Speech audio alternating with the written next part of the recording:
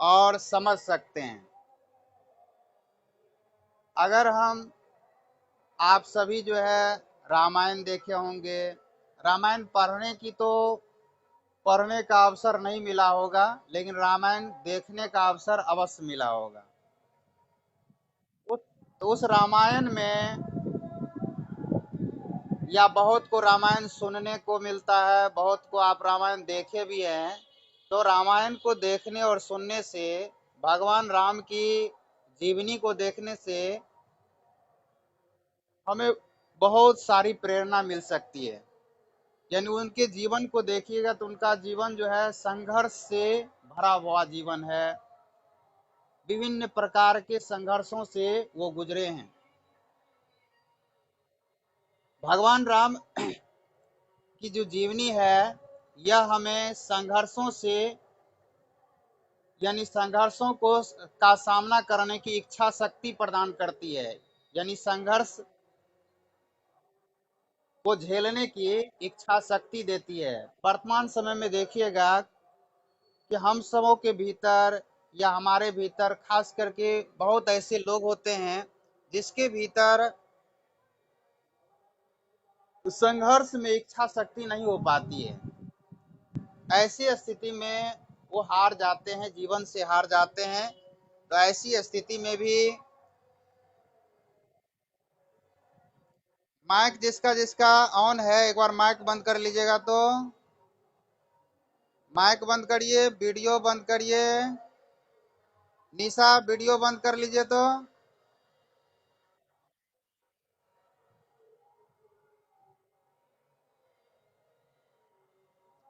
चलिए ठीक है, हम उस जीवनी पर चलेंगे, भगवान राम की जीवनी पर भी। अभी फिलहाल हम इस क्लास के टॉपिक पर आते हैं। तो आपके स्क्रीन पर दिख रहा होगा, सबसे पहला है आज के इस क्लास का टॉपिक कि हमें, और इस टॉपिक में देखिएगा, टॉपिक तो ऐसे जो आपके ग्रुप पर भी टॉपिक हमने भेजा है, लेकिन यहाँ पर देखिए गौर से, जो स्क्रीन पर दिख रहा है, ऐसे आज हम आप ये सारे सवाल जो आप इस स्क्रीन पर देख पा रहे हैं, जैसे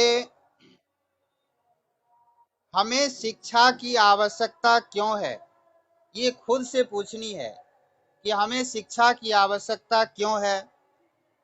वर्तमान समय में लोग शिक्षा के प्रति इतने जागरूक क्यों है, शिक्षा का क्या महत्व है, वर्तमान समय में हमें कैसी शिक्षा की जरूरत है, क्या शिक्षा अर्जित करने के लिए भी पात्रता का होना आवश्यक है। ये सभी देखिए सभी सवाल है, और इस सभी पर हम बारी बारी से एक एक करके जो है बातचीत करेंगे आप सभी से। और ध्यान से इसको सुनिएगा, और जब तक इसको ध्यान से नहीं सुन पाइएगा तब तक इसको समझ नहीं पाइएगा। बाकी देखिए, लिखा हुआ तो बहुत चीज होता है हर जगह आज के समय में। देखिए हर चीज, जैसे फेसबुक, व्हाट्सएप, तरह तरह की चीजें हैं, और उन पर बहुत सारी चीजें आती है लिखी हुई, लेकिन वह लिखी हुई चीजें हमारे दिल को छूती नहीं है। उस लिखे हुए विचार को भी, जो विभिन्न लोगों का लिखा हुआ विचार होता है ना, जिसका लिखा हुआ विचार होता है उसकी भावना उसमें होती है। आप जो हिंदी साहित्य में जो कविता पढ़ते हैं, जो कहानी पढ़ते हैं, जो लेखक और कवियों के द्वारा वो लिखा गया है, उस लेखक और कवियों की उसमें भावना निहित होती है। तो अगर वो लेखक या कवि हमारे बीच होते, और वो अगर हमको वो कविता या कहानी पढ़ाते, तो वो जितना बेहतर हमको समझा पाते, अपनी भावनाओं से हमें ओत प्रोत कर पाते, शायद ही हम अपने से पढ़ के या किसी और से समझ पाते हैं।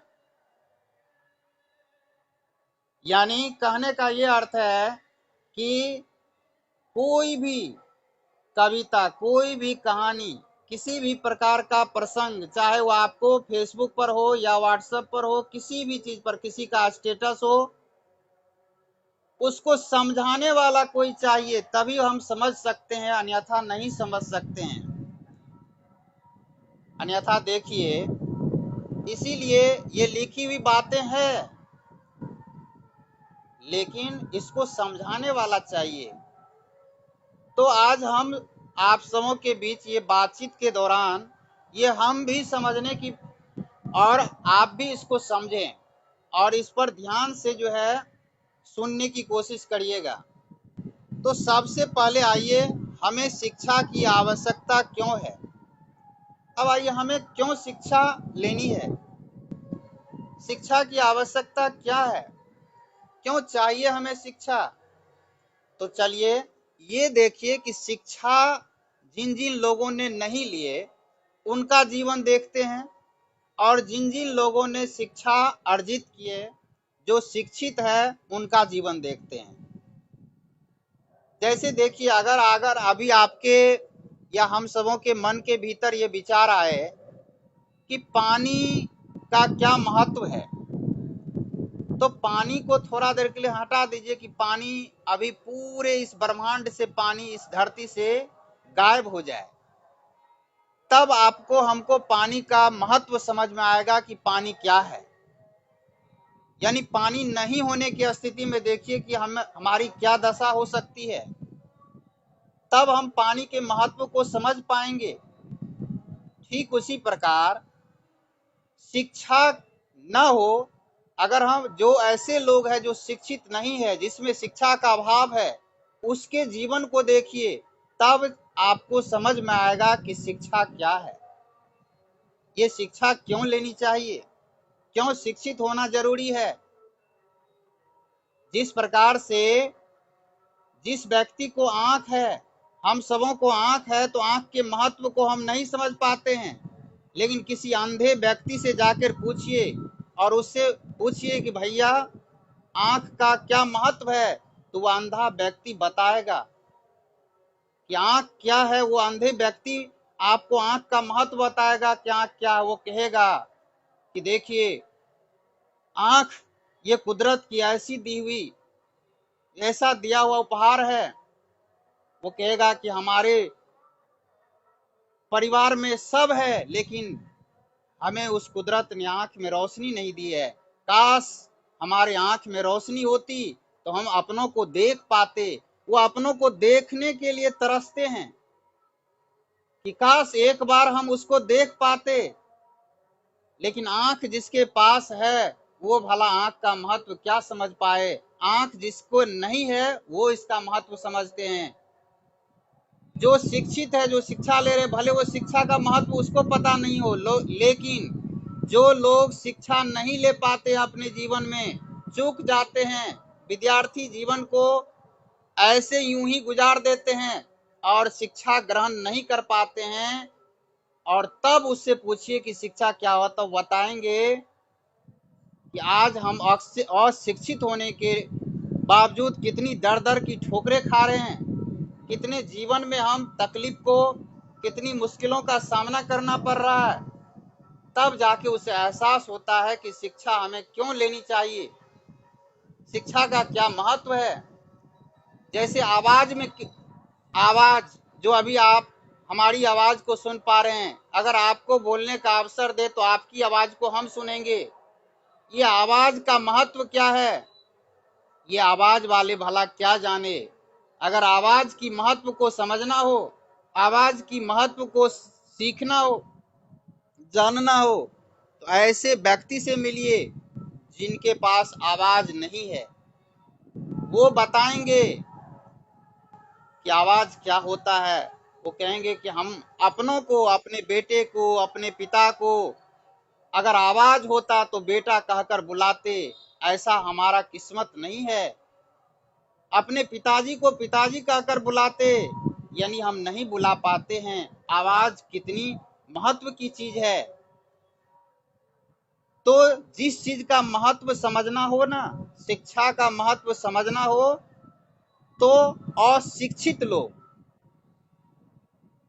माइक जिसका भी ऑन है बंद कर लिया करिए। अशिक्षित लोग जो है, अशिक्षित लोगों की दुर्दशा को देखिए। उन लोगों की दुर्दशा को देख करके समझ में आ जाएगा कि नहीं, हमें उस दुर्दशा भरी जिंदगी को नहीं जीना है, हमें वैसी जिंदगी नहीं चाहिए। नहीं, हमें शिक्षा लेनी है, हमें शिक्षित बनना है, अपने जीवन को सुदृढ़ बनाना है, अपने जीवन को सुंदर बनाना है। यानी यहाँ पर जो पहला पॉइंट है आपका कि हमें शिक्षा की आवश्यकता क्यों है, ये क्यों का यथासंभव जो आप अभी सुन पाए ये क्लियर होता है। ये इस क्यों का जवाब आपको समझ में आ जाएगा कि ये शिक्षा की आवश्यकता क्यों है। अब आइए उसके जस्ट बाद दूसरा जो है कि वर्तमान समय में लोग शिक्षा के प्रति इतने जागरूक क्यों है। आज आप देखेंगे बहुत लोग अपने घर में आधी रोटी खाने खाकर भी घर में और सारी व्यवस्थाओं में कटौती करके भी अपने बच्चों को शिक्षा प्रदान करते हैं, अपने बच्चों को शिक्षित कर रहे हैं। आज शिक्षा के प्रति इतनी जागरूक है लोग, तो इतनी जागरूकता क्यों है? आज से पहले इतनी जागरूकता क्यों नहीं थी? इस जागरूकता के पीछे, शिक्षा के प्रति इतनी जागरूकता के पीछे क्या कारण है? क्या कारण है कि लोग अपने बच्चों को पढ़ाने के लिए बेचैन है? जो जिस हालात में है अपने बच्चों को पढ़ाने के लिए बेचैन रहते हैं, कैसे हमारे बच्चे आगे बढ़े, कैसे हमारे बच्चों का विकास हो। हर पेरेंट्स, हर माता पिता अपने बच्चों को विकसित देखना चाहते हैं, अपने बच्चों का इस पढ़ाई के क्षेत्र में विकास देखना चाहते हैं। आखिर इतनी जागरूकता क्यों है?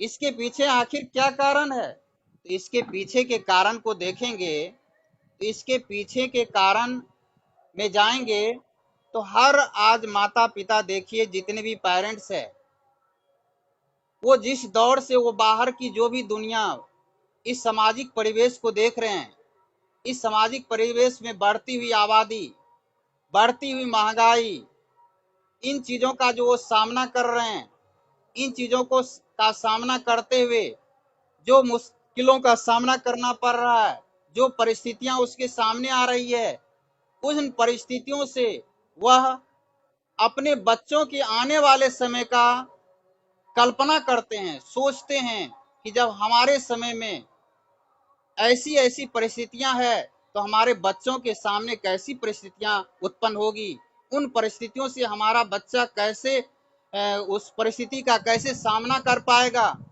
कैसे उसको झेल पाएगा।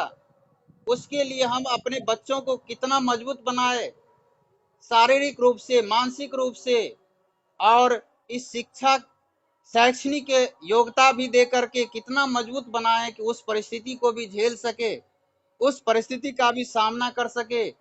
इसीलिए वह अपने, चाहे वह कपड़े पहनने की बात हो, भोजन करने की बात हो, और भी चीजों में, हर चीज में वो कटौती कर लेते हैं, लेकिन अपने बच्चों को शिक्षित करने के और अग्रसर है, अपने बच्चों को शिक्षा प्रदान करने के लिए तत्पर है। ये जो दूसरा आपका था कि वर्तमान समय में लोग शिक्षा के प्रति इतनी जागरूक क्यों है, इसका आंसर, इसका उत्तर ये रहा जो अभी आप सुन पाए। तीसरा देखिए, शिक्षा का क्या महत्व है। ये पहला जो था उसी से ये संबंधित है। तो शिक्षा का महत्व अभी हमने समझाया कि शिक्षा क्या क्या महत्व है। तो ये शिक्षा, ये विद्यालय जाकर के शिक्षा का महत्व पता नहीं चलेगा। यानी कि बाहर भी दुनिया में भी देखेंगे कि जो लोग पढ़े लिखे नहीं है, समाज में जो लोग पढ़े लिखे नहीं है, जो अशिक्षित है, जो निरक्षर है, उन लोगों की जिंदगी कैसी है, वो किस प्रकार के जीवन को जी रहे हैं, वो कैसे जीवन को जीने के लिए मजबूर है, उन लोगों की जिंदगी को देखेंगे तो आपको शिक्षा का महत्व पता चल जाएगा। और दूसरी तरफ आप ये देखें कि जितने लोग शिक्षित है समाज में, उन लोगों का जीवन कैसा है, वो लोग कैसी जिंदगी को जी रहे हैं, तो इस शिक्षा का महत्व ऐसे पता चल जाता है। आगे बढ़ते हैं। वर्तमान समय में हमें कैसी शिक्षा की जरूरत है। अब देखिए, शिक्षा के भी क्वालिटी, यानी शिक्षा की गुणवत्ता, यहाँ पर सवाल उठता है कि शिक्षा लेनी तो है, लेकिन शिक्षा कैसी लेनी है। जैसे बाजार जाते हैं, कपड़ा लेनी तो है, लेकिन कपड़ा कैसा लेना है। आप शोरूम जाते हैं, बाइक लेना है, लेकिन बाइक का चयन करते हैं कि बाइक कैसा लेना है, किस रंग का लेना है। कार लेना है, कैसा लेना है। मकान बनानी है, कैसा बनाना है। तो कभी ये सोचना चाहिए कि शिक्षा लेनी है तो शिक्षा कैसी होनी चाहिए हमारी। तो वर्तमान समय में हमें कैसी शिक्षा की जरूरत है। तो वर्तमान समय में हमें एकदम नीति परक और मूल्य परक शिक्षा होनी चाहिए हमारी। अब इस पर हम बात करते हैं कि हमारी शिक्षा कैसी होनी चाहिए। हमें आज का यह समय जो है किस शिक्षा की मांग कर रहा है, कैसी शिक्षा का मांग कर रहा है, और क्या वो शिक्षा हमें मिल रही है, क्या वैसी शिक्षा हम ले पा रहे हैं। अगर हाँ तो ठीक है, अगर नहीं तो क्या कमी है। तो आज की शिक्षा जो विगत वर्षों वर्षों से, सदियों से जो शिक्षा लोग लेते आ रहे हैं, आज वैसी शिक्षा से मात्र काम नहीं चलने वाला है। आज का युग जो है कंपटीशन का युग है। आज हर जगह जो है प्रति यानी कंपटीशन है। इस प्रकार से देखेंगे कि आज वैसी शिक्षा से काम नहीं चलेगा। दूसरी ओर आज हम उस युग में नहीं जी रहे हैं जिस युग में आबादी कम थी, जिस युग में इतने जो है लोग किसी भी चीज में जाने के लिए तत्पर नहीं थे। तो आज का जो समय है, आज के समय की जो मांग है, ये समय की मांग ये कहता है कि आज की शिक्षा ऐसी हो जो हमें विद्यालय में, माइक किसी का ऑन है?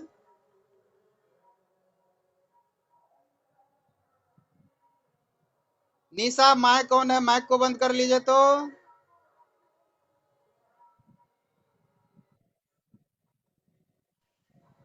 निशा माइक को बंद कर लीजिए।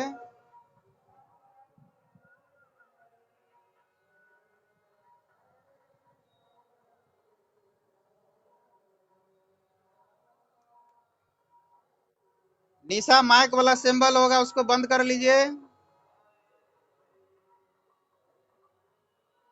चलिए, एक चीज ध्यान दीजिएगा कि क्लास को बीच में जो है कोई मत छोड़िएगा। खास करके जो पहली बार क्लास को ज्वाइन किए हैं वो तो बिल्कुल ही नहीं छोड़िएगा। जो पहले से जुड़े हुए हैं, विगत वो नियमित क्लास को कर रहे हैं, वो तो नहीं छोड़ेंगे, उस पर मेरा विश्वास है। लेकिन जो आज इस क्लास को ज्वाइन किए होंगे वो तो बिल्कुल मत छोड़िएगा, नहीं तो बीच में क्लास को छोड़ने पर आपको इस क्लास का या इस क्लास को आप समझ नहीं पाएंगे। फिर कहेंगे यूं ही क्लास है, कोई खास नहीं। इसीलिए अगर समझना हो तो पूरा क्लास यानी कि अंतिम तक रहना है, एंड तक रहना है। चलिए, तो शिक्षा, आज की वर्तमान समय की शिक्षा हमें देखिए कैसी होनी चाहिए। तो हमारी शिक्षा ऐसी हो जो हमें व्यवहारिक दुनिया में संघर्ष करने के लिए सिखाए। विद्यालय में हम कब तक रहेंगे? जब तक हमारी पढ़ाई चलेगी तभी तक ना हम विद्यालय में रहेंगे। क्या आप सभी बताइए, क्या विद्यालय में आप जो है हमेशा रहिएगा? सब दिन विद्यालय में रहना है? नहीं रहना है। विद्यालय में सभी दिन नहीं रहना है, विद्यालय से बाहर आना ही है। विद्यालय से बाहर आकर के इस बाहरी दुनिया के में हम सभी को चलना है। इस बाहरी दुनिया का सामना करना है। इस बाहरी दुनिया का सामना सही से कर पाए, इसके लिए हमें तैयार होना है विद्यालय में। तो विद्यालय से हमें ऐसी शिक्षा की उम्मीद रखनी है कि हमें ऐसी शिक्षा मिले जो हमें विद्यालय में तो मजबूत बना के रखे ही रखे, साथ ही साथ हमें बाहरी दुनिया के लिए भी मजबूत बनाए। बाहरी दुनिया के लिए भी हम मजबूत बने, हमारी इच्छा शक्ति प्रबल हो, हमारी इच्छा शक्ति इतनी कमजोर ना हो कि हम किसी भी चीज के चलते यानी अपने, बहुत से लोग जो कदम उठाते हैं ऐसे काम को कर पाए, यानी हमारी इच्छा शक्ति स्ट्रांग हो, मजबूत हो। ऐसी शिक्षा मिलनी चाहिए। और इस शिक्षा के लिए अभी व्यवहारिक रूप से देखेंगे तो हमें विभिन्न विषयों की शिक्षा लेने के साथ साथ, यानी जो आपका विषयवार जो भी कक्षा में आप सभी पढ़ते हैं, आपका जो विषयवार जो भी है पाठ्यक्रम, उसको पढ़ना ही है। उसको पढ़ते हुए आपको, यानी ऐसी बहुत सारी चीजें जो आपके अंदर विश्वास, उत्साह, धैर्य, ये सारी जो चीजें हैं, जो आपके अंदर की वो शक्ति है, जो इच्छा, ये सारी शक्ति मिलकर के आपके अंदर इच्छा शक्ति का निर्माण करती है।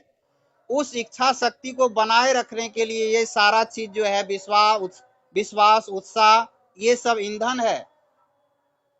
तो ये सब बना रहे, इसके लिए भी हमें खुद से खुद से उन सारी चीजों को, यानी खुद प्रेरणा की जरूरत है, जो हमारी इच्छा शक्ति को प्रबल बनाए। आगे बढ़ते हैं। क्या शिक्षा अर्जित करने के लिए भी पात्रता का होना आवश्यक है? अब आइए, किसी भी वस्तु को रखने के लिए बर्तन चाहिए ना।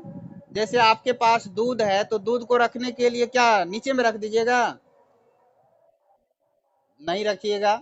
उसके लिए कोई बर्तन चाहिए आपको। पानी है तो उसके लिए कोई बर्तन चाहिए। जिस किसी वस्तु को आप रखते हैं, उसको रखने के लिए पात्र चाहिए, पात्र, बर्तन चाहिए। तो विद्या अर्जित करने के लिए भी पात्र होना जरूरी है। पात्रता, देखिएगा कि शिक्षक पात्रता परीक्षा होता है, जो टीईटी होता है, यानी शिक्षक की पात्रता रखने वाले। उसी प्रकार से विद्यार्थी की भी पात्रता होती है, यानी विद्यार्थी की भी पात्रता होती है कि हम एक विद्यार्थी हैं, यानी विद्या अर्जित करने के लिए भी पात्रता होनी चाहिए। जैसे देखिए, हम जितनी पात्रता लेकर के कक्षा में बैठते हैं, विद्यालय के कक्षा के अंदर जितनी पात्रता लेकर के हम और आप बैठते हैं, उतने ही शिक्षक हमारे उस पात्र में अपनी ज्ञान को दे पाते हैं।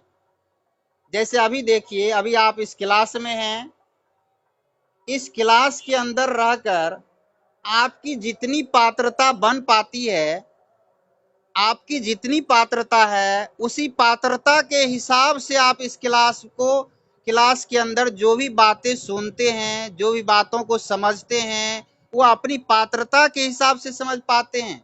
उस पात्रता के हिसाब से उसको स्टोर रख पाते हैं, उसका संग्रह कर पाते हैं।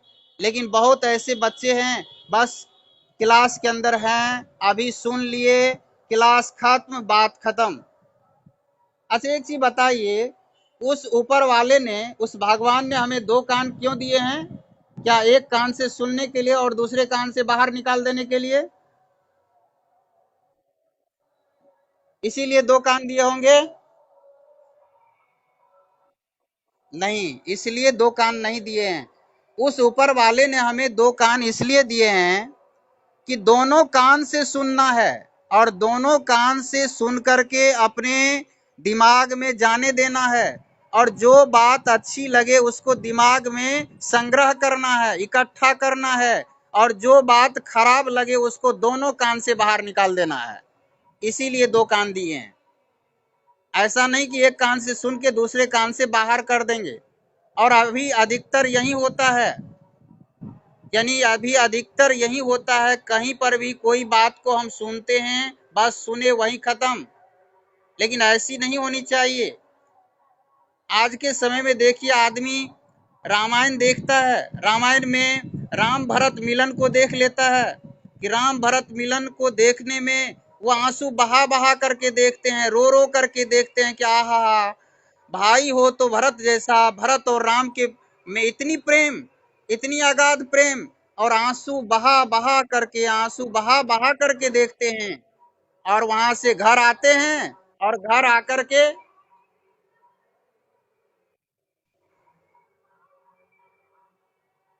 कोई कुछ बोल रहे हैं क्या?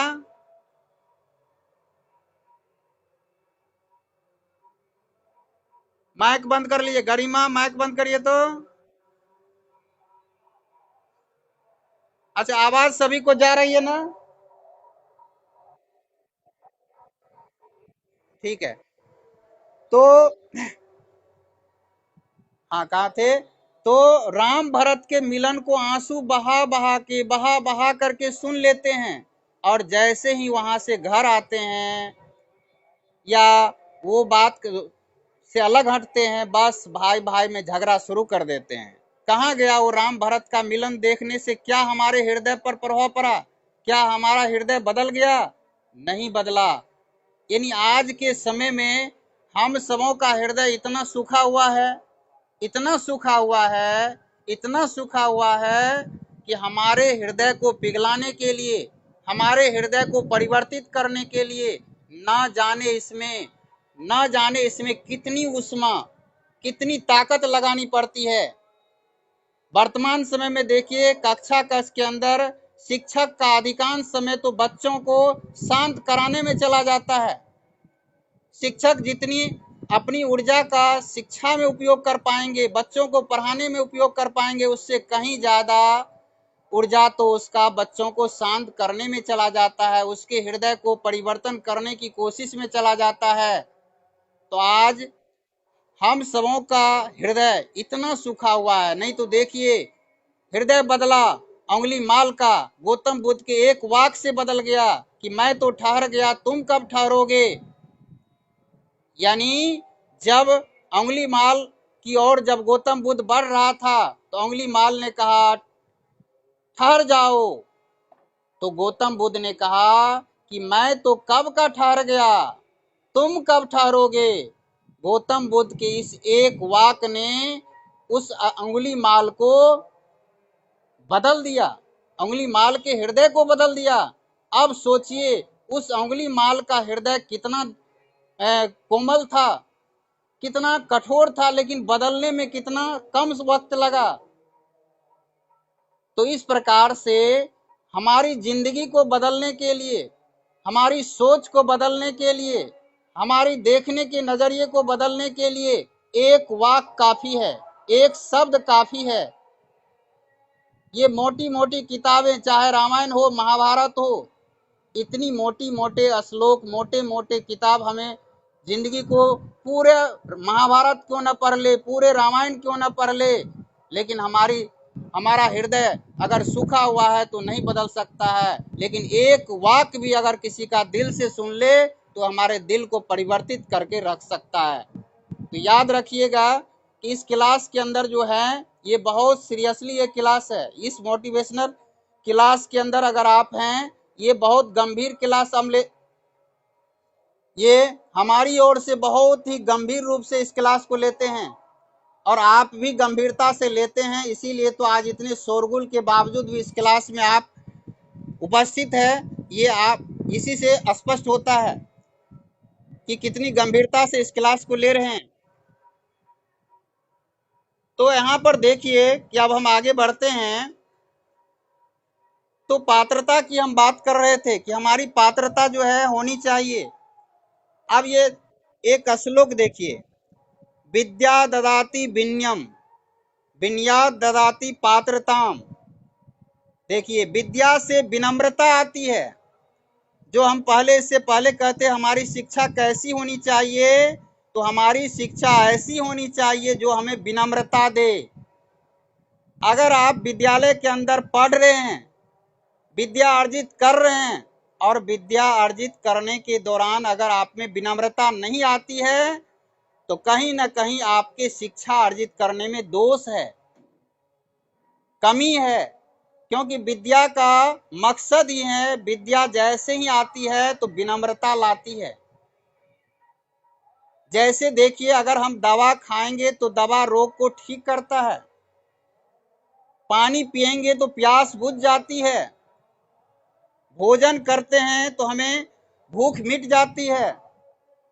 उसी प्रकार से जब हम विद्या लेंगे तो विद्या का अपना प्रभाव है, शिक्षा का अपना प्रभाव है। जैसे ही हम विद्या लेते हैं, विद्या अर्जित करते हैं, तो विद्या हमें विनम्रता देती है।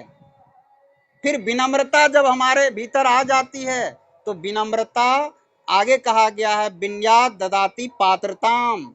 जब आप में विनम्रता आएगी, तब आप में पात्रता आएगी। अगर आप चाहते हैं कि विद्या अर्जित करने की पात्रता आप में हो, शिक्षा अर्जित करने की पात्रता हो, यदि चाहते हैं कि हमारे भीतर इतनी पात्रता हो कि हम चाहे विद्यालय में हो, महाविद्यालय में हो, जो भी अध्यापक है उनके द्वारा जितनी भी ज्ञान हमें दी जाती है वो सारा ज्ञान हमारे भीतर अवतरित हो, हमारे भीतर उतरे, हमारे दिल में उतरे, इसके लिए पात्रता चाहिए। और वो पात्रता आती है विद्या से, विद्या से विनम्रता आती है, विनम्रता से पात्रता आती है। इसीलिए कहा गया, जो हमने लिखा कि विद्या अर्जित करने के लिए भी पात्रता का होना आवश्यक है। अब आइए हम आगे बढ़ते हैं।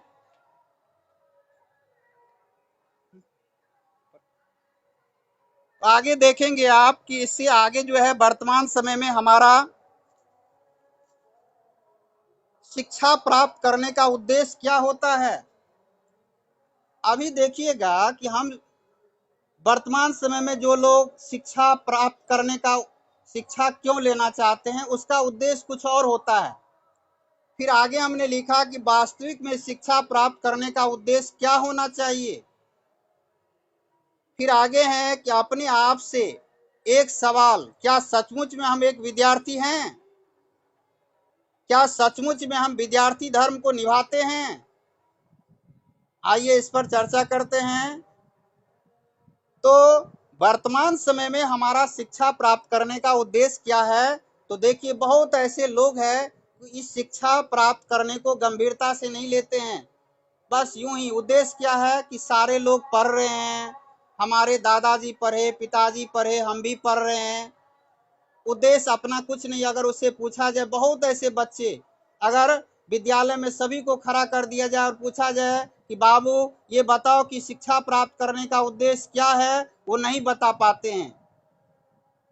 क्या उद्देश्य है पता नहीं, क्यों पढ़ रहे हैं पता नहीं, किस मकसद से पढ़ रहे हैं पता नहीं। तो जब हमारा उद्देश्य ही क्लियर नहीं है कि हम किस उद्देश्य से हम पढ़ रहे हैं, हमारे विद्या अध्ययन करने का उद्देश्य क्या है, उद्देश्य नहीं पता हो तो फिर हम कहाँ जाएंगे। जैसे मान लीजिए कि आप स्टेशन पर जाएं और स्टेशन पर टिकट काउंटर पर आप 100 रुपये का नोट लेकर के आप काउंटर के अंदर दें और उसको वो अगला जो टिकट काट करके आपको देगा वो पूछेगा कि भैया कहाँ का टिकट दें। आप उससे बोलिए कि भैया कहीं का दे दो चलेगा।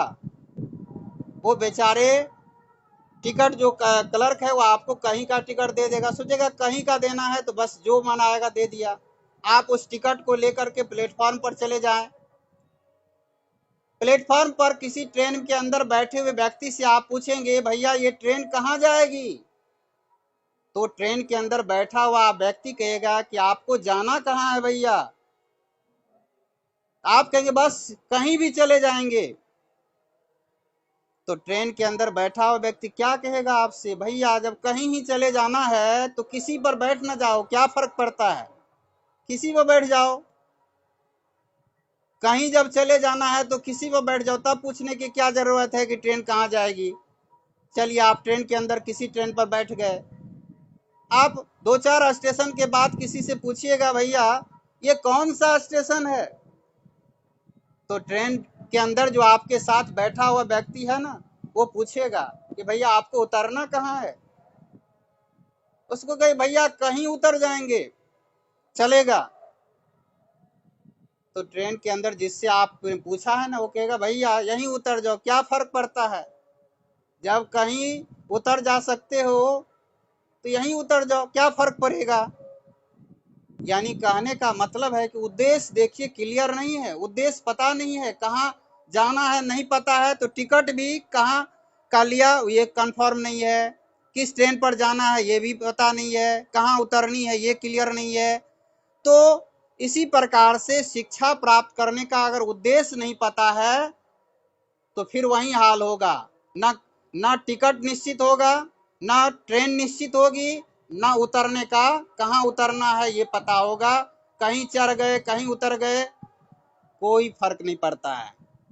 तो ऐसे उद्देश्य में, ऐसी स्थिति में पढ़ना बेकार है। ऐसी स्थिति में पढ़ाई कभी भी आपकी छूट सकती है, आप कभी भी छोड़ सकते हो, क्योंकि उद्देश्य ही पता नहीं है कि हम पढ़ क्यों रहे हैं। अधिकांश जो पेरेंट्स है यूं पढ़ा रहे हैं कि हमारे बच्चे कुछ पढ़ लिख जाएंगे, शिक्षित हो जाएंगे, तो क्या होगा, यानी जो लड़का पक्ष जिस बेटा को पढ़ा रहे हैं, तो बहुत ऐसे लोगों की मकसद होती है कि दहेज अच्छा मिलेगा, अच्छा खासा शादी में दहेज मिलेगा। बेटी को इसलिए पढ़ा रहे हैं कि दहेज कम लगेगा। ये कोई उद्देश्य है पढ़ाने का? क्या इसी उद्देश्य से पढ़ाना चाहिए? बिल्कुल नहीं। उद्देश्य तो बहुत बड़ा होना चाहिए कि किस उद्देश्य, वह उद्देश्य क्लियर होना चाहिए। तो आइए, जो छोटे छोटे उद्देश्य के लिए हम पढ़ा रहे हैं, क्या पढ़ा लिखा करके भी हम छोटी सपना देख रहे हैं कि बस 2 4 6 10 हजार का काम करने वाला एक बन जाए? बहुत ऐसे बच्चे हैं पढ़ते हैं ये सोच करके कि बस पढ़ लिख रहे हैं, 10 12 हजार 15 हजार 20 हजार के लायक का आदमी बन जाए पढ़ लिख करके, बस वही बनते हैं, वही बन पाते हैं। लेकिन क्या इतना ही उद्देश्य होना चाहिए? बिल्कुल नहीं। अगर आप पढ़ रहे हैं, शिक्षित बन रहे हैं, शिक्षा अर्जित करने के मार्ग पर हैं, उद्देश्य बड़ा होना चाहिए कि नहीं पढ़ लिख करके हमें 1 लाख रुपये का आदमी बनना है, 5 लाख रुपये का आदमी बनना है, यानी उद्देश्य बड़ा होना चाहिए। पढ़ लिख करके हमें कुछ ऐसा काम करना है जो लोगों का कल्याण हो हमारा। अरे लोगों का कल्याण होगा तो हमारा कल्याण तो होगा ही। जैसे मान लीजिए कि आप कभी सुबह सवेरे उठिए और ये कहिए कि हे भगवान, पूरे संसार का कल्याण हो, तो भगवान सोचेंगे कि कौन ऐसा भक्त है जो पूरा संसार के लिए, पूरे संसार की कल्याण के लिए मांग रहा है। भगवान पूरे संसार की कल्याण करे न करे, आपका कल्याण अवश्य करेंगे, क्योंकि आप, इसका मतलब है कि आप जब दूसरों के लिए सोचते हैं ना, तो आपके लिए कोई और सोचता है। तो जैसे ही आपके भीतर यह उद्देश्य होगा कि हम पढ़ लिख करके कुछ ऐसा काम करेंगे, कुछ ऐसा काम करेंगे जिससे हमारे माध्यम से लोगों का कल्याण हो, हमारे माध्यम से लोग प्रेरित हो, हमारे माध्यम से बहुत लोगों का कल्याण हो, जैसे इस कल्याण की भावना, कल्याण के उद्देश्य से पढ़ेंगे, तो लोगों का कल्याण तो आपके बनने के बाद होगा कुछ भी, लेकिन आपका कल्याण जरूर हो जाएगा। क्योंकि ऊपर वाला देखेंगे कि नहीं, इसके दिल के भीतर ऐसी भावना है, ऐसा बीज है इसके भीतर, इसके दिमाग में चल रहा है कि हम लोगों का कल्याण करें, लोगों का भला करें। चलो इसके अंदर इतनी शक्ति देते हैं, इसकी इच्छा शक्ति को इतनी मजबूत करते हैं, ये उस मुकाम तक पहुंचे, क्योंकि इससे हमें लोगों का कल्याण करवाना है। उद्देश्य ये होना चाहिए, जो वास्तव में शिक्षा प्राप्त करने का उद्देश्य ये होना चाहिए। शिक्षा प्राप्त करने का उद्देश्य ये नहीं होना चाहिए पैसा कमाना। अरे शिक्षा प्राप्त करने का उद्देश्य सिर्फ पैसा कमाना नहीं होना चाहिए, पैसे तो पीछे पीछे आ जाएंगे। उद्देश्य होना चाहिए लोगों का कल्याण करना। जब लोगों के कल्याण की भावना को लेकर के अगर इस विद्या अध्ययन के क्षेत्र में आए हैं, तो विद्या अध्ययन के क्षेत्र में आप उस चोटी तक पहुंचेंगे, उस शिखर तक पहुंचेंगे। अगर आप छोटे झोले लेकर के आए हैं, छोटा सा सपना लेकर के आए हैं, तब आप उस चोटी तक जाने की जरूरत नहीं है, तब तो बीच रास्ते में ही रह जाएंगे।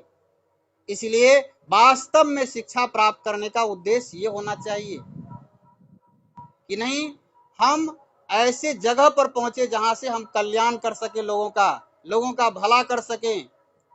तो लोगों का भला करिएगा तो आपका बुरा थोड़े होता है। कहा ही जाता है कि मेहंदी बांटने वालों के हाथों में मेहंदी लग ही जाती है। जो लोग दूसरों के हाथों में मेहंदी लगाते हैं ना, उसके अपने हाथों में मेहंदी लग ही जाती है। ये मेहंदी का गुण है। जो बांटते हैं वो हमारे हाथों में लग ही जाती है। तो जैसे हम लोगों का कल्याण की भावना लेकर के अगर पढ़ते हैं ना, तो हमारा कल्याण होगा ही होगा। ये उद्देश्य होना चाहिए वास्तव में। आइए आगे बढ़ते हैं। अब अपने आप से एक सवाल करिए अपने आप से एक सवाल क्या, और ये सवाल आप क्लास के बाद भी कर सकते हैं कि क्या सवाल करना है अपने आप से कि क्या सचमुच में हम एक विद्यार्थी हैं। कभी कभी देखिएगा लोगों को अपने आप पर भी शंका हो जाता है, तो कभी अपने आप पर उस दृष्टिकोण से देखिए, क्या सचमुच में हम विद्यार्थी हैं, क्या सचमुच में ऐसा लग रहा है कि हम विद्यार्थी हैं, क्या सचमुच में हम विद्यार्थी धर्म को निभाते हैं। तो आप अपने आप से ये सवाल करें, क्या सचमुच में हम विद्यार्थी हैं, तो आपका दिमाग आपको बताएगा एक विद्यार्थी का क्या लक्षण होता है, क्या गुण होता है, एक विद्यार्थी को क्या करना चाहिए। अगर वो आप कर रहे हैं तो आप सचमुच के विद्यार्थी हैं, अगर नहीं कर रहे हैं तो आपका अंदर, आपका दिल ही जवाब देगा कि बेटा तू विद्यार्थी तो कहने मात्र के लिए है, लेकिन तो विद्यार्थी का जो कर्तव्य होता है वो तो तू करता ही नहीं है, तो फिर तू विद्यार्थी सचमुच का कैसे है। विद्यार्थी का जो धर्म होता है वो तू निभाता ही नहीं है, तो फिर तू कैसे विद्यार्थी सचमुच का हो सकता है। आपका दिल जवाब देगा, ये हम नहीं बताएंगे कि आप सचमुच के विद्यार्थी हैं कि नहीं, ये आप खुद अपने आप को इस कसौटी पर, हम आपको ये जांचने का एक थर्मामीटर दिए हैं, ये सवाल एक थर्मामीटर है। ये जो आप सवाल स्क्रीन पर देख रहे हैं कि क्या सचमुच में हम एक विद्यार्थी है, ये सवाल एक थर्मामीटर है, जिस थर्मामीटर से आप अपने विद्यार्थी होने का टेम्परेचर ले सकते हैं, माप सकते हैं, इस कसौटी पर देख सकते हैं कि हम विद्यार्थी हैं सचमुच में या नहीं हैं, हम विद्यार्थी धर्म को कितना निभाते हैं। एक विद्यार्थी हर जगह विद्यार्थी होता है, चाहे वो जहां चले जाए। जैसे देखिए अभी का जो परिवेश है, अभी की आज की जो स्थिति है, इतने बच्चों का मन होता है इस समारोह में, इस जैसे रामनवमी जैसे समारोह में मेला घूमना या इसमें भाग लेना, लेकिन इस परिस्थिति में भी आप, इस स्थिति में भी आप क्लास में हैं, ये आप तो निभा रहे हैं, विद्यार्थी धर्म को निभा रहे हैं। एक चीज देखिए, राम की पूजा हम कर सकते हैं, यानी भगवान राम की पूजा करें, लेकिन भगवान राम के जीवन या भगवान राम की जीवनी से कुछ सीखे ही नहीं, तो उस पूजा का कोई अर्थ नहीं है। उसकी पूजा आप ना भी करें तो चलेगा, लेकिन उसके मार्ग पर अगर आप चल रहे हैं, इससे बड़ा पूजा हो ही नहीं सकता है। उसका जो मार्ग है, भगवान राम का जो मार्ग है, इतनी संघर्ष में, इतने संघर्ष के बावजूद भी हमेशा मुस्कुराते रहते थे, इतने संघर्ष के बावजूद भी धैर्य बांध रहते थे, इतने संघर्ष में के बावजूद भी मर्यादा के अंदर रह करके अपना जीवन बिताते थे।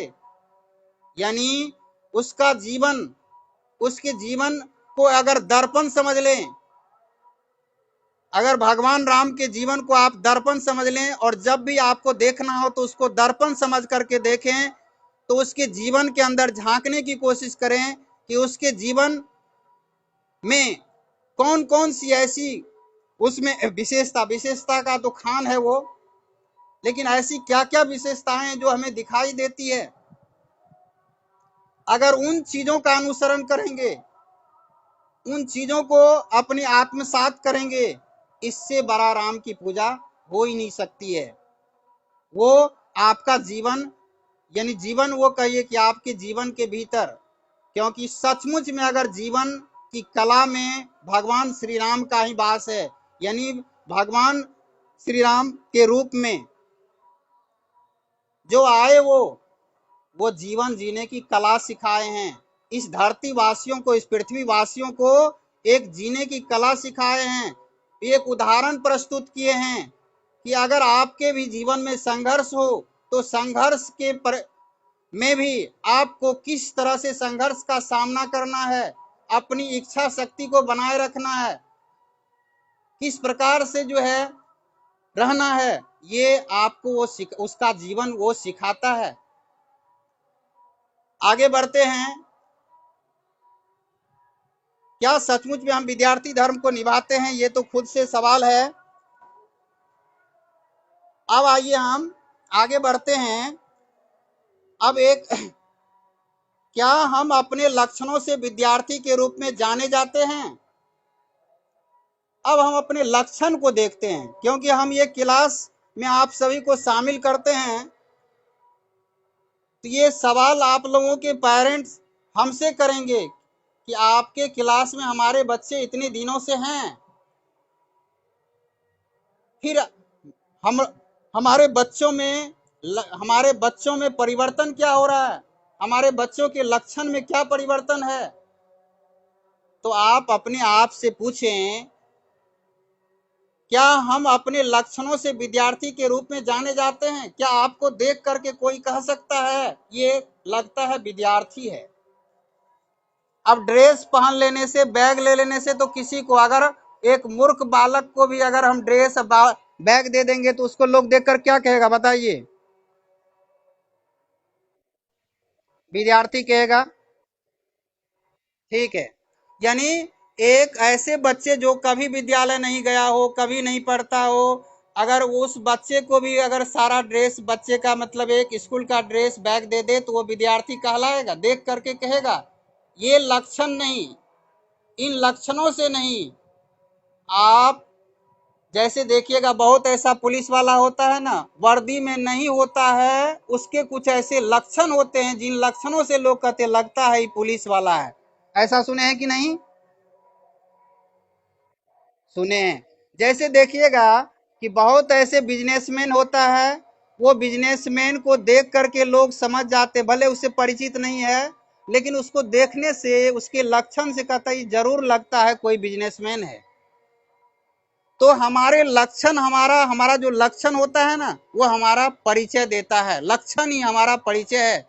जो देखिएगा कहीं लिखा रहता है होटल सब में कि आपका व्यवहार ही आपका परिचय है, आपका व्यवहार ही आपका परिचय है।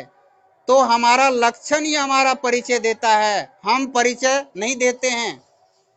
तो विद्यार्थी होने का परिचय ये हमारा लक्षण देता है। तो आप अपने लक्षण पर गौर करिए कि हमारा लक्षण क्या है।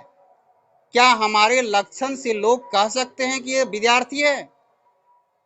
आप ये लक्षण अपने विद्यालय के अंदर भी देखें। क्या कक्ष के अंदर, विद्यालय के अंदर आपका लक्षण, आपके लक्षण को देख करके, अरे विद्यालय के अंदर है तो लोग जो भी जाएंगे कहेंगे विद्यार्थी ही है, वो अलग बात है। विद्यालय से बाहर भी आप विद्यार्थी, आप बिना बताए, बिना आपके लक्षण से कह दे कि विद्यार्थी है, ये सचमुच का विद्यार्थी होने का प्रमाण है। आगे देखिए, वर्तमान समय में शिक्षा प्राप्त करने के मार्ग में क्या क्या समस्याएं उत्पन्न होती है? वर्तमान समय में शिक्षा प्राप्त करने के मार्ग में कई समस्याएं उत्पन्न होती है। आप कहिएगा कि कई समस्याएं क्या उत्पन्न होती है? तो बहुत देखिएगा, बहुत ऐसे बच्चे हैं जिनको नसीब नहीं है शिक्षा प्राप्त करने का। वो पढ़ना तो चाहते हैं लेकिन साधन नहीं है। बहुत ऐसे जगह हैं जहां पर्याप्त विद्यालय नहीं है, जिसके वजह से बच्चे शिक्षा तो पाना चाहते हैं लेकिन शिक्षा प्राप्त नहीं कर पाते हैं। बहुत ऐसे जगह है जहां साधन की कमी है। बहुत ऐसे बच्चे हैं जहां ये गरीबी नामक रोग जो है उसे शिक्षा प्रदान करने के आड़े आती है। यानी वो शिक्षा प्राप्त करने के मार्ग की परेशानी है। ये तो हुआ आर्थिक स्थिति। लेकिन यहाँ पर आप सभी जो इस क्लास के अंदर है, यहाँ पर ऐसी समस्या नहीं है। अब यहाँ पर जो समस्या का दूसरा पक्ष है वो हम बता रहे हैं। यानी आज के बच्चों के सामने जो पढ़ाई के बीच में जो समस्या आती है, वो समस्या है हमारा परिवेश, वो हमारा माहौल। आज हमारे घर का वैसा माहौल नहीं है जिस माहौल में हम पढ़ सके। माहौल का मतलब है कि घर का माहौल, आज हर जगह देखिए कि शोर प्रदूषण, शांति की कमी है। आज विद्यालय जाएंगे, विद्यालय में बच्चों की संख्या, तादाद हर विद्यालय में अधिक में रहती है। थोड़ा थोड़ा सा भी अगर बच्चा अगर हल्ला करे, बातचीत करे तो बहुत शोरगुल होता है। ये अशांति, यानी अशांति जो है ये पढ़ने के में बाधा उत्पन्न करती है। अरे काला,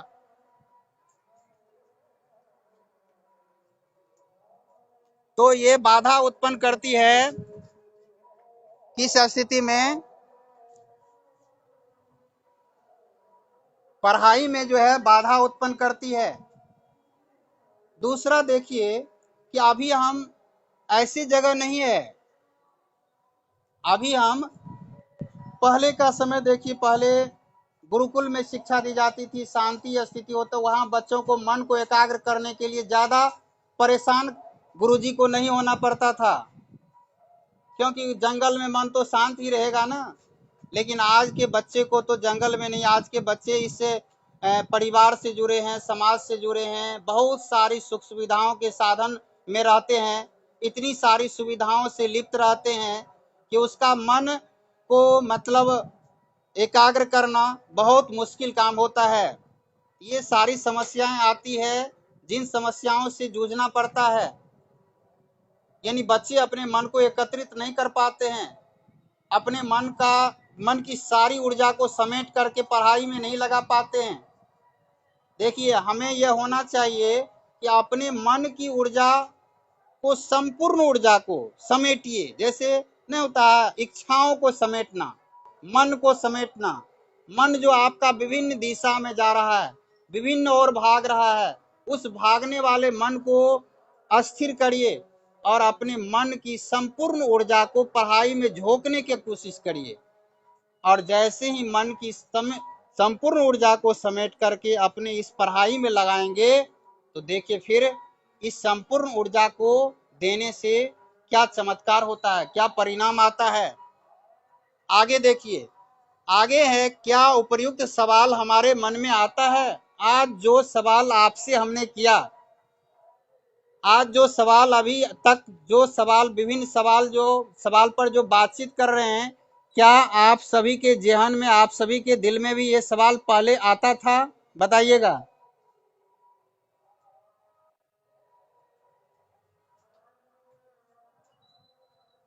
बताइएगा आप सभी, क्या सवाल, ये सवाल आपके जेहन में आज से पहले भी आता था? नहीं आता था। अगर नहीं तो क्यों है? अगर जिस किसी के भी मन में आता था, ये सवाल आता था, तो क्यों है? दोनों जगह क्यों लगा हुआ है? यदि आपके जेहन में ये सवाल नहीं आता था तो इसका क्या कारण है? अगर आता था तो भी इसका कारण है। अगर आपके मन में ये सवाल, आप विद्या अध्ययन कर रहे हैं, विद्यालय जा रहे हैं, इस विद्यार्थी जीवन को जी रहे हैं, लेकिन आपके मन के भीतर ये सवाल नहीं आ रहा था, इसका कारण है कि आप उस, आपके दिल के भीतर किसी ने वो हलचल पैदा करने की कोशिश नहीं की, किसी ने आपके दिल को झकझोरने की कोशिश नहीं की। हम कुछ नहीं कर रहे हैं, इस मोटिवेशनल क्लास के माध्यम से आपके अंदर की ही शक्ति को जगाने की कोशिश करते हैं। आपके अंदर ही जो शक्ति है उसी को हम जगा रहे हैं, बस उस शक्ति को झकझोर रहे हैं, उस शक्ति को जगाने की कोशिश कर रहे हैं, जो शक्ति आपके अंदर की जग करके आपको चमत्कारिक परिणाम दे सकता है। हम बस उसी को, एक तरह से कहिए तो आपके भीतर की शक्ति को छेड़ने की कोशिश कर रहे हैं। अगर हल्का सा भी वो, अगर वह शक्ति जग जाए, समझिए कि जैसे लोग करवट भी ले लेना शक्ति, अगर हम सबों के भीतर की शक्ति अगर करवट लेती है ना तो भूचाल आ सकता है। जगने की तो बात छोड़ दीजिए, अगर शक्ति जग जाए तो क्या नहीं हो सकता है। अगर भीतर की शक्ति जगा, जिन लोगों का इतिहास देखिए, कितनी सारे कामों को अंजाम दिए हैं, कितने सारे खोज और आविष्कार किए हैं शक्ति के जगने से। तो इस उन्हीं शक्तियों को इस प्रेरणा के माध्यम से, विभिन्न प्रकार की प्रेरणा के माध्यम से उन्हीं शक्ति को जगाने की कोशिश करते हैं। जैसे देखिए कि आपके घर के अंदर अभी बैठे होंगे तो लगभग सभी के पास फैन चल रहा होगा। चल रहा होगा। अगर आप बहुत शांति से सुनना चाहते तो फैन को बंद कर देना चाहिए था। ठीक है, लेकिन हम फैन पर कुछ समझाना चाह रहे हैं कि अच्छा एक चीज बताइए, फैन में हवा होता है कि कमरे के अंदर हवा होता है? फैने में हवा होता है। चलिए स्विच को ऑफ कर दीजिए, तब देखिए फैन से हवा आ रही है? नहीं आ रही है। इसका मतलब जो है फैन में हवा नहीं है। तो फैन में हवा नहीं है, लेकिन फैन के चलने से ही हवा होती है। लेकिन बोलचाल में हम कहते हैं फैन हवा कम दे रहा है, फैन हवा ज्यादा दे रहा है, पंखा हवा कम देता है, पंखा ज्यादा देता है। लेकिन ऐसी बात नहीं है। पंखा साधन है जो कमरे की हवा में हलचल पैदा करके हमें हवा देती है। पंखा में हवा नहीं होती। हवा तो हम हमारे कमरे के अंदर है ही, लेकिन उसी हवा को हलचल पैदा करके, जब हलचल पैदा करती है तो वह हवा हमें लगने लगती है। हम कहते पंखे से हवा आ रही है। उसी प्रकार से आपके अंदर ही वो शक्ति है। आपको लगता होगा कि हमें सर जो है, हम सर से हमें मोटिवेशन मिल रहा है, प्रेरणा मिल रहा है। बिल्कुल गलत। हम तो सिर्फ पंखा का काम कर रहे हैं। हम सिर्फ हलचल पैदा कर रहे हैं।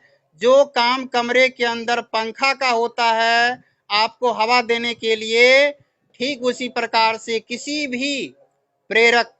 भी प्रेरणा देने वाले व्यक्ति का योगदान मात्र उतना ही होता है। उसका योगदान मात्र उतना ही है कि बस यानी सामने वाले के अंदर में जो शक्ति है, उस शक्ति में हलचल पैदा करना। और जैसे हलचल पैदा होगा तो आपके अंदर की ही शक्ति, आपके अंदर का ही प्रेरणा, आपके अंदर की ही प्रेरणा का जो सिस्टम है, वो सिस्टम खुद जनरेट हो जाएगा, वो खुद स्टार्ट हो जाएगा। और जिस दिन आपके अंदर की प्रेरणा, आपके अंदर का जो प्रेरणा वाला सिस्टम है, तंत्र है या यंत्र है, मशीन है, वो अगर जग गया तो फिर आप अंदर से प्रेरित हो जाएंगे। किसी के भी प्रेरणा की आवश्यकता नहीं होगी। लेकिन जब तक वो नहीं होती है तब तक किसी न किसी की प्रेरणा हमें चाहिए बाहर से। जिस प्रकार से किसी भी कार को तब तक धक्का देनी पड़ती है जब तक कि वह स्टार्ट ना हो जाए, और जब वह स्टार्ट हो जाता है तो धक्का देना लोग छोड़ देते हैं। ऐसा थोड़े होता है कि स्टार्ट हो जाता है तब भी धक्का देते रहते हैं। अगर देते रहेंगे तो देने वाला क्या होगा? गिर जाएगा। मतलब देने वाला छोड़ देते हैं। तो इस प्रकार से ये प्रेरणा जरूरत तब तक रहती है। आगे देखिए, अगर ये जेहन में नहीं आ रहा था तो इसका मतलब है कि आपके अंदर कहीं ना कहीं वो शक्ति जगी हुई है। इसीलिए आपको ये सवाल आपके जेहन में आता था। अगर नहीं आ रहा था, इसका मतलब आपके अंदर की शक्ति जगे हुए अवस्था में नहीं थी, वो सोए हुए अवस्था में थी, जिसके कारण से आपके भीतर ये सवाल उत्पन्न नहीं हो रहा था। चलिए आज आपने इस सवाल को सुना। ये सवाल आप खुद से करेंगे, बार बार करेंगे, बार बार करेंगे, और ये सवाल करेंगे तो आपको ये पता चल पाएगा। अब आगे बढ़ते हैं कि अपने आप से एक दूसरा सवाल करें। अपने आप से एक दूसरा सवाल करना है कि क्या हम मन, वचन और कर्म से विद्यार्थी हैं? क्या हम मन, वचन, कर्म से विद्यार्थी हैं? क्या हम मन से भी विद्यार्थी हैं? क्या हम वचन से भी विद्यार्थी हैं? क्या हम अपने कर्मों से भी विद्यार्थी हैं? अगर आपका जवाब यहाँ पर आता है क्या हम मन से विद्यार्थी हैं, मन का मतलब होता है भीतर से विद्यार्थी बनना, बाहर से नहीं। बाहर से तो बने हैं ही, अंदर से विद्यार्थी बनना। क्या हमारा मन भी विद्यार्थी है?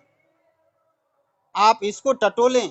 विद्यार्थी मन को भी होना जरूरी है, क्योंकि सीखना तो मन को है, शिष्यता तो मन को धारित करनी है। चलिए ये बात याद आ गई तो हमें बता रहे हैं कि हमने एक लिखा था जो आप सभी को मिला होगा, जो ग्रुप पर भी डाले हैं कई जगह। तो इसमें देखिएगा हमने लिखा, जब मिट्टी की मूर्ति को भक्त का भाव देने से मिट्टी की मूर्ति को भक्त का भाव देने से जब उसमें सरस्वती माँ आ सकती है, तो जो शिक्षक हमें ज्ञान देते हैं, जो शिक्षक हमें ज्ञान देते हैं, उसमें अगर हम उसमें सरस्वती माँ क्यों नहीं आ सकती है? यानी जब मिट्टी की मूर्ति को भक्त का भाव देते हैं, हम लोग पूजा अर्चना करते हैं, तो उस मिट्टी की मूर्ति में अगर सरस्वती माँ आ सकती है, तो शिक्षक में सरस्वती माँ क्यों नहीं आ सकती है? इसके लिए आवश्यकता है कि हम उस शिक्षक को अपना शिष्य भाव, अपने सीखने की भाव, अपना विद्यार्थी का भाव अगर अर्पित करेंगे, अगर किसी भी शिक्षक को, जो आपके चाहे जो भी शिक्षक है, जो भी शिक्षक है, अगर उस शिक्षक को आप ये भाव दीजिए, ये भाव अर्पित करिए, कैसा भाव? सीखने का भाव, शिष्य का भाव, विद्यार्थी का भाव। देखिए उस शिक्षक के अंदर कैसे सरस्वती आती है। और अगर कहीं हो तो मिट्टी में आ सकती है, तो उस शिक्षक में भी आएगी, आती है, वो हमें बताती भी है, हम उसको पहचान नहीं पाते हैं। आप सभी को या हम सभी को शिक्षक के अंदर सरस्वती माँ आकर के हमें बहुत सारी बातें बताती है, लेकिन हम उसको समझ नहीं पाते हैं, पहचान नहीं पाते हैं, क्योंकि ज्ञान का ही रूप है सरस्वती। तो जो ज्ञान आपको कहीं से मिल रहा है, वो ज्ञान ही तो सरस्वती है, तो वो उस ज्ञान में ही सरस्वती है। तो इस बात को समझें। इसीलिए अंदर से विद्यार्थी, मन से विद्यार्थी होना जरूरी है, वचन से, यानी आपके बोलने में विद्यार्थी। हम बोलते हैं, जैसे मन में जो रहता है वो हमारे बोली में आ जाता है, तो अपने वचन से भी विद्यार्थी होना चाहिए। और जब मन और वचन से विद्यार्थी हैं, तो हमारे कर्मों से भी विद्यार्थी होना हमें चाहिए। हम जो कर्म करते हैं, उस कर्म में विद्यार्थी का कर्म हो, तो कर्म से भी विद्यार्थी होना जरूरी है। आगे है, क्या हमारे मन में एक विद्यार्थी से संबंधित विचार आते रहते हैं? जैसे आप अगर विद्यार्थी है, तो विद्यार्थी से संबंधित जो विचार है, क्या आपके मन के अंदर ऐसे ही विचार आते रहते हैं या दूसरा विचार आते रहते हैं? अगर दूसरा विचार आ रहा है, तो इसका मतलब पूछिए अपने मन से, क्या तू विद्यार्थी है? अगर तू विद्यार्थी है, तो तुम्हारे मन के अंदर ये विचार आना चाहिए? नहीं, इसका मतलब तुम विद्यार्थी नहीं है। अपने मन को कहना है कि रे मन, तू विद्यार्थी नहीं है। अगर तू विद्यार्थी होता, तो तुम्हारे अंदर, तुम्हारे भीतर, यानी विद्यार्थी से संबंधित विचार ना आना चाहिए। अगर विद्यार्थी से संबंधित विचार नहीं आ रहा है, तो फिर तू विद्यार्थी कैसे है? कैसा विद्यार्थी है कि विद्यार्थी से संबंधित विचार नहीं आ रहा है? तो आप अपने मन से सवाल पूछें।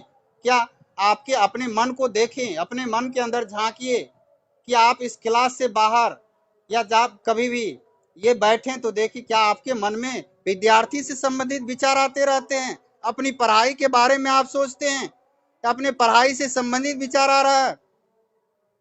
अगर ऐसा हो रहा हो, तो समझिए सचमुच कि आप विद्यार्थी मन से हैं, दिल से हैं। अगर नहीं, तो कमी है, सुधार करनी है। आगे देखिए, क्या हमारे बोली से एक विद्यार्थी होने का परिचय मिलता है? जैसे अभी देखिए कि इस प्रकार से जैसे अभी हम बोल रहे हैं, अगर हमारे आसपास अगर कोई इस आवाज को सुने, तो हमारे इस बोलने से उसको पता चल जाएगा, वो बोलेगा कि लग रहा है कि कोई पढ़ा रहे हैं।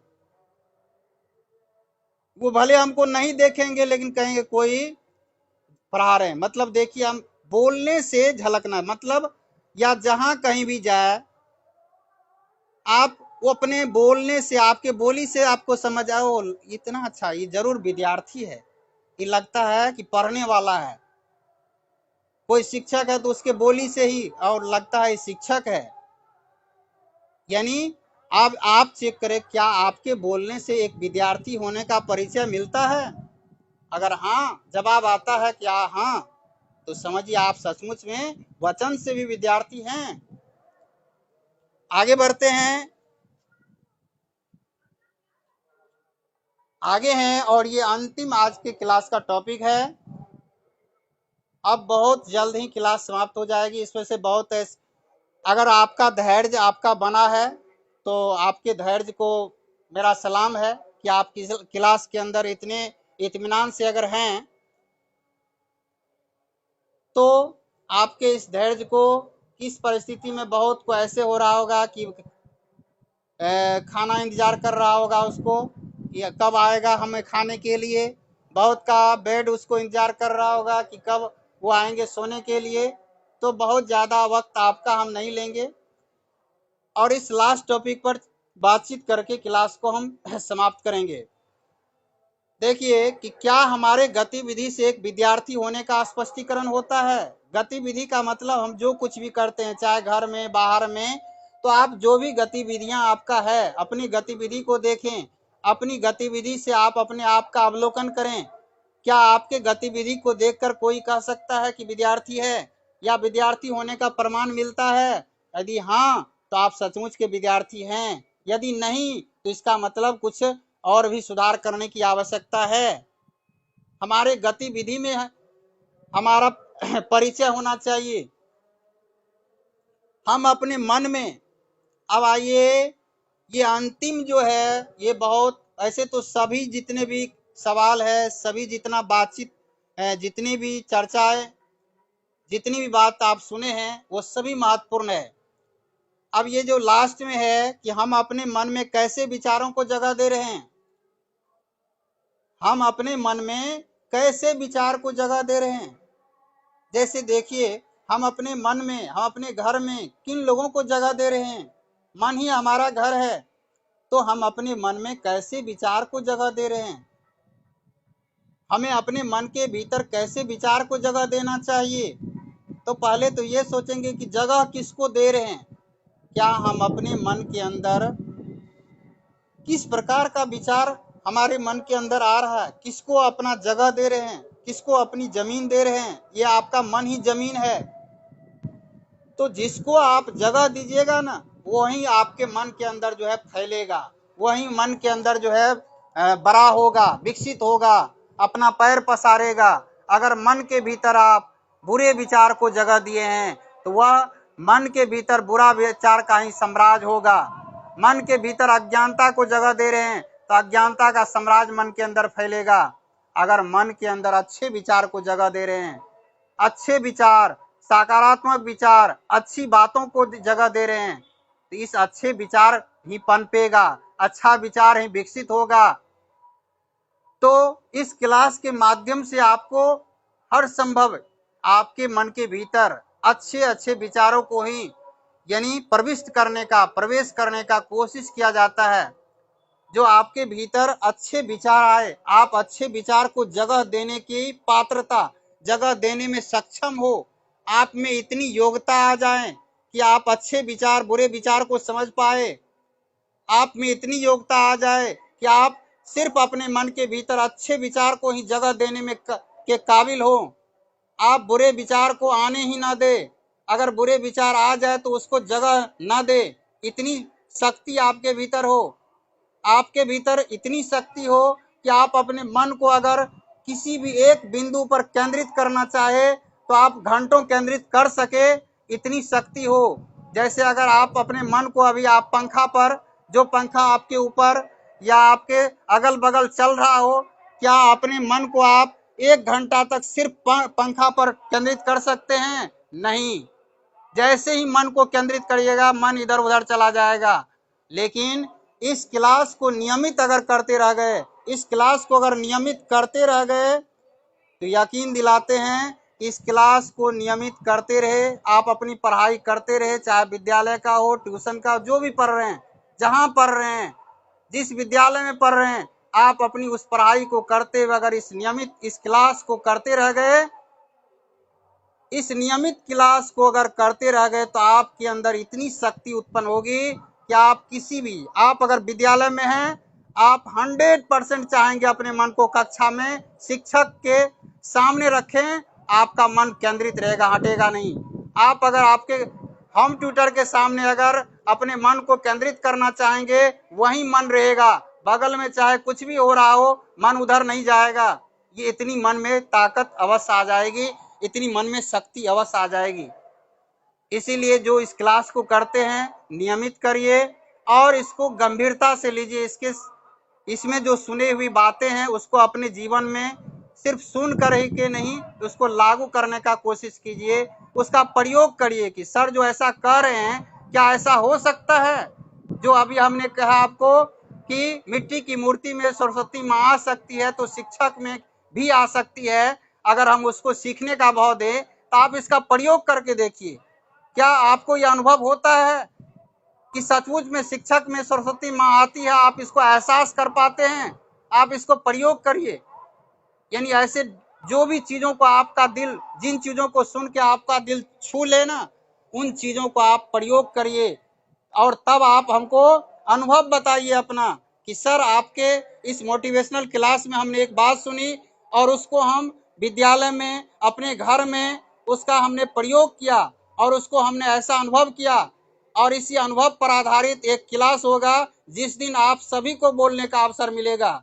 आप उसमें अपना अनुभव शेयर करेंगे, आप अपना अनुभव बताएंगे, क्योंकि अभी तक हमने प्रेरणा जगाने की ये कोशिश किया है और जगाते ही रहेंगे। लेकिन आप लोगों का हमने अभी नहीं सुना या इस सम्मिलित में आपने अपना अनुभव शेयर नहीं किया, तो आप अपने अपने जीवन में इसका प्रयोग करें। जो अनुभव आप प्राप्त करते हैं उसको नोट कर लें।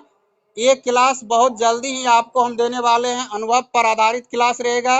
उस दिन हम क्लास में कुछ नहीं बोलेंगे, उस दिन आप लोग अपना अनुभव शेयर करेंगे कि इस क्लास के अंदर आपने रहकर आप क्या अनुभव किए हैं, आप क्या इसका अनुभव हुआ है, वो अनुभव आप अपना शेयर कर सकते हैं। ताकि सभी एक दूसरे का अनुभव शेयर करेंगे तो वह क्लास उस दिन का और भी बहुत जबरदस्त होने वाला है। इसी के साथ कि आप सभी इसको प्रयोग करके अनुभव प्राप्त करें। आप सभी को शुभ रात्रि।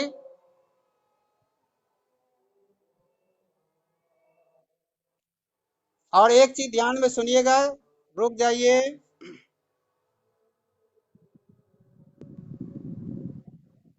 क्या बोले?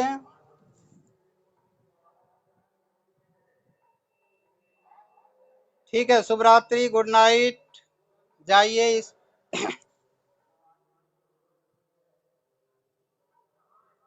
फिर मिलेंगे। अगले संडे को इंतजार करिए। क्लास अच्छा लगता हो तो अपने दोस्तों को बतलाइए।